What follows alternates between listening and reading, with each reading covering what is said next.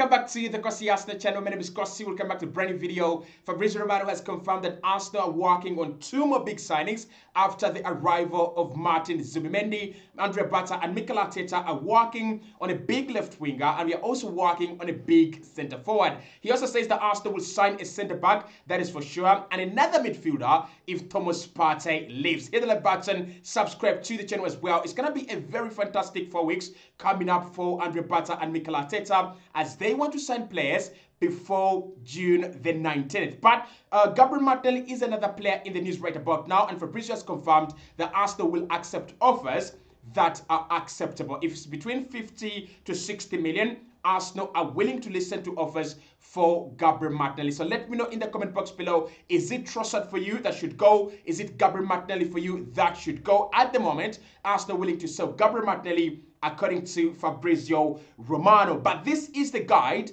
that Arsenal are working on according to Fabrizio Romano. First signing, that is Martin Zubimendi, is done. Medicals completed at the moment. We know he's going to be putting on that shirt number 36. And Fabrizio said it was never in doubt. Since January, Martin Zubimendi was always going to be the first big signing of the summer. Now, Fabrizio says that Arsenal want another set of big signings. It's going to be two big signings unless something changes, unless there is a market opportunity. Maybe someone like Morgan Rogers appears as a target available. Maybe if someone like Alexander Isak reappears as an available target. But Arsenal are working on two more big signings without the surprise of market opportunities. Right from January, Mikel Arteta wanted to get in 3 players that could actually come in and get themselves into the starting 11. A left winger that could be an upgrade to Gabriel Martinelli and Leandro Trossard. A centre forward that could be an upgrade to Kai Havertz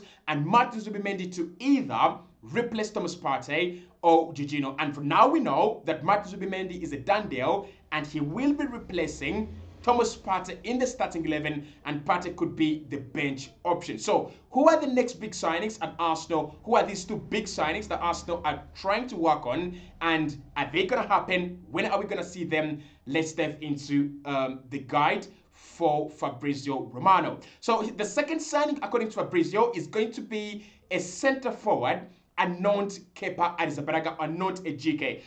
Fabrizio says that Arsenal like Kepa. They've worked a lot on the deal. They understand the release clause. They understand the terms and conditions of the deal. But for Mikel Arteta and Andre Bata, their focus right about now is signing a big centre forward. In fact, Fabrizio says that the priority for Arsenal this summer is a centre forward. It's not Martin Zubimendi, it's not replacing Thomas Partey, it is not even signing a left back or a centre back like Mikel Arteta. We know him. He always signs a defender every single summer. But the priority this summer has always been a centre forward, according to Fabrizio, and Arsenal are willing to splash the cash. Arsenal are willing to spend some big money on the centre forward position if the right deal appears. Now, this is the same guy that said in January that Arsenal are keeping their powder dry, right? Arsenal are just saving their money. They're saving all their funds. They're not going to replace Kai Havertz even after injury. They want to save their money for a big centre forward in the summer. And he said in January, he said it was 2 options. It was Benjamin Sesko and Alexander Isak. By now, we know that Alexander Isak is not happening, and he has been replaced in pecking order by Victor Gyökeres. So, who is going to be the centre forward? According to Fabrizio, this is what he says. Talks between RB Leipzig and Arsenal are ongoing at the moment. He doesn't know about anything of talks stalling. He doesn't know about anything of talks breaking down. He understands that Sesko and Arsenal are on the same line, and a deal could actually happen very, very soon. He actually said, I think it was last week, that by the time the week ends, Benjamin Sesko could be an Arsenal player. And the one thing I know about Fabrizio Romano is he's a very consistent journalist, and he's one that makes predictions that eventually happen. I still remember him on that Martin Odegaard story in 2022. He said Arsenal want Martin Odegaard as number 10, and I think he said that in January or February, and we were linked with James Maddison for the whole summer. And by the end of the window, Arsenal had signed Martin Odegaard for £30 million from Real Madrid. So when he says that Arsenal want a big centre forward as priority, he has said this from January. I think it's going to happen. But what I'm afraid of, he has always talked about Benjamin Sesko and not Victor Gyökeres. Recently, of course, he changed this tone a bit when he said Gyökeres has turned down a couple of clubs to focus on Arsenal, and he says Arsenal are very interested. He's among the players that are really high on the list. But Benjamin Sesko has always been the priority for Fabrizio. Whenever he talks about Arsenal and the centre forward position, he talks about Benjamin Sesko. So at the moment, I'm led to believe on Fabrizio Romano's account that Arsenal are inclined towards Benjamin Sesko. Now, a deal could be agreed or not. It's 80 million euros to 100 million euros. Maybe Arsenal don't want to spend that. Maybe Arsenal want to spend a little bit less than that to prepare for a new left winger. Because again, you've got to spend a lot of money on that position. But Fabrizio says a big centre forward will arrive, that is for sure. Just stay contented and trust Andrea Barca. After that, Arsenal want another big signing. I think this is kind of reflective of the words of Mikel Arteta towards the back end of the campaign, because he was saying we want creativity, we want more goals, but he said we want options. We want players that can come in and give us different options, in the team. This season, we have suffered with injuries. We have suffered with a lack of options. And I think in January, that's when he was talking about Arsenal affecting both boxes effectively. And he was saying we are doing a lot of good work in our own penalty area. But when it comes to the other penalty area, when it comes to the other box, we are actually not as effective as we want to be. So Fabrizio says after a big centre forward and Martin Zubimendi, Arsenal want to sign another left winger. And the left winger has to be someone of top quality, someone that can actually come in and disrupt the system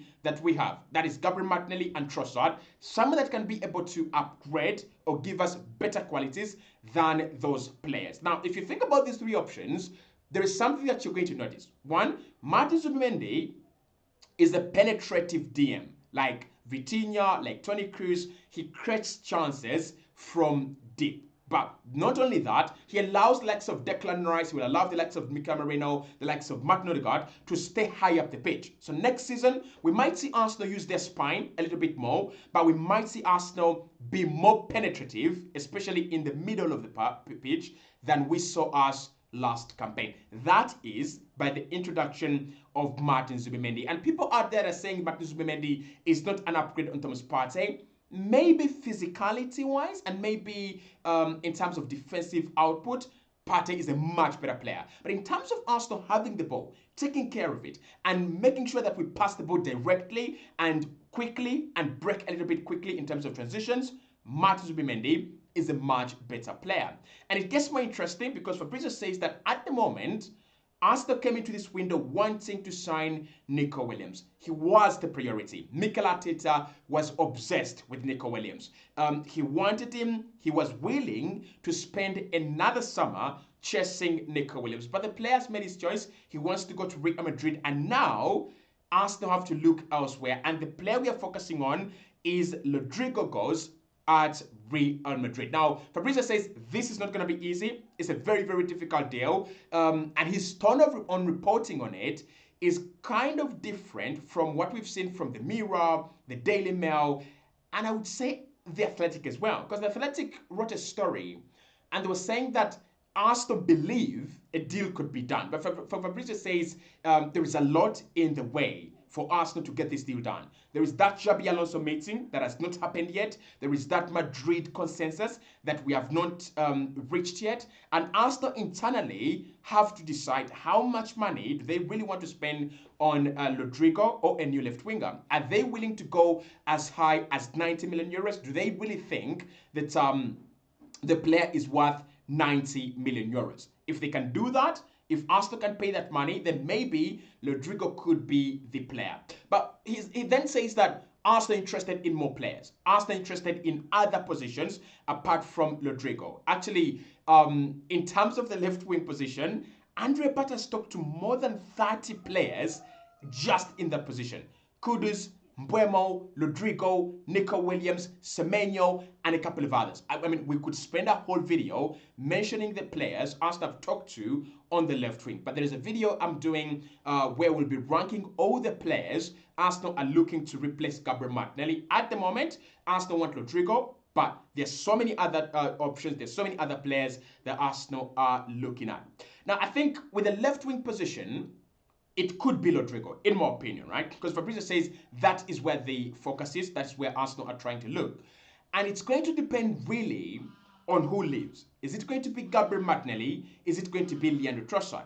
If Martinelli leaves, then Arsenal are going to go big, actually giantly big, on a new left winger. Because one or two reasons. One, Martinelli is the one that Arsenal would look at as one for the future. He's just 24, so that means that if you asked Mikel Arteta, name me your starting 11 3 years or 4 years from now, there is Martinelli, who would be 27 or 28 at that time. There is Saka, and there is Kai Havertz at the moment, right? That is his starting three up top, and maybe Zubimendi and Odegaard and Declan Rice. So what I think is Arsenal are still waiting to see, do we release Trossard or do we release Gabriel Martinelli? But after releasing Jorginho, I doubt we are going to release Leandro Trossard, because Trossard is this kind of low-key, inexpensive option that you have in the team that just does magic. Like, you know that kind of player, I don't know, Arsenal have had this kind of players before. Sami Nasri. Remember when we signed Sami Nasri for like less than 10 million? It was less than 10 million, less than 5 million. And he came in and performed absolute magic. So Trossard is like that. Not a lot of wages, didn't send for a lot of money, but when he comes onto the pitch, we expect big expectations out of him. We want him to score, we want him to create, we want him to be a centre forward, we want him to be a left winger, we want him to cover for Saka, we want him to do absolutely everything, to the extent that we have even tried him in the number 8 position. So I think it's gonna be Martinelli that leaves, and actually Fabrizio says that the future of Gabriel Martinelli is a bit uncertain at the moment. Arsenal know that the signing of left winger could as well hinge on the decision they make on Gabriel Martinelli. Do they keep him?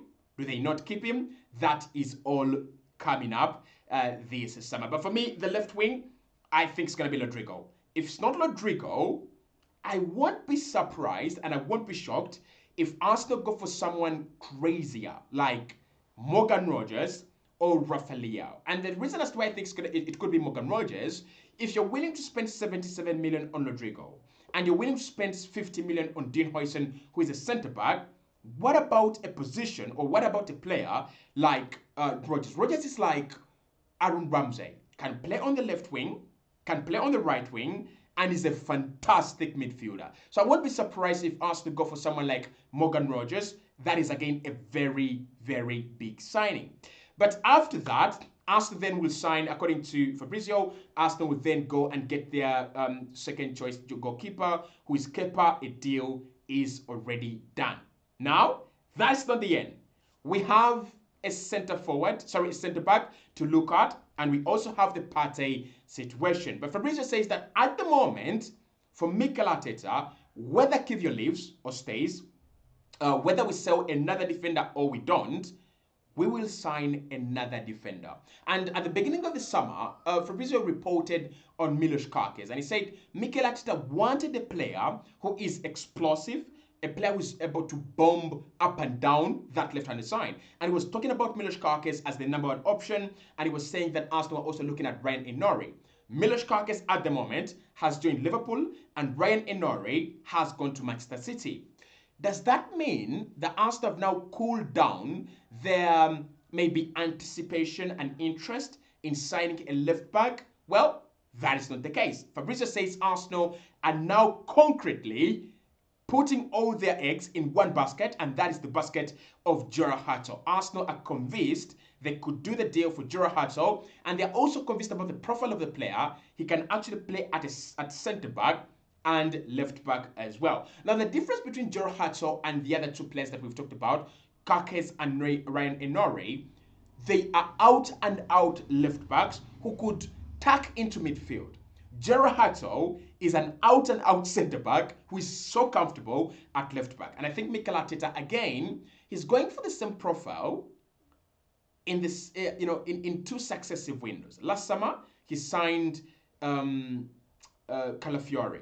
And this summer, he's going for Jura Hato. But the main priority for Mikel, he wants a player that can come in and back up Gabriel. We saw it last season. Gabriel picked up that long-term injury, and Saliba was left a little bit exposed. So what Mikel wants, can we get in a player that can come in and give us that reliable quality cover to Gabriel, just like Saliba can be covered by Timber, just like Ben White can cover for William Saliba as well. And then finally, Arsenal will only move to sign another midfielder if Thomas Partey leaves. So actually, for Fabrizio, he says at the moment, Arsenal are not even looking for a replacement for Thomas Partey. Arsenal are not looking at Lucien Egume. Arsenal are not looking at Xavi Simons, Morgan Rogers, Morgan Gibbs-White. All those options are in the news, but Fabrizio says Arsenal are not even looking there.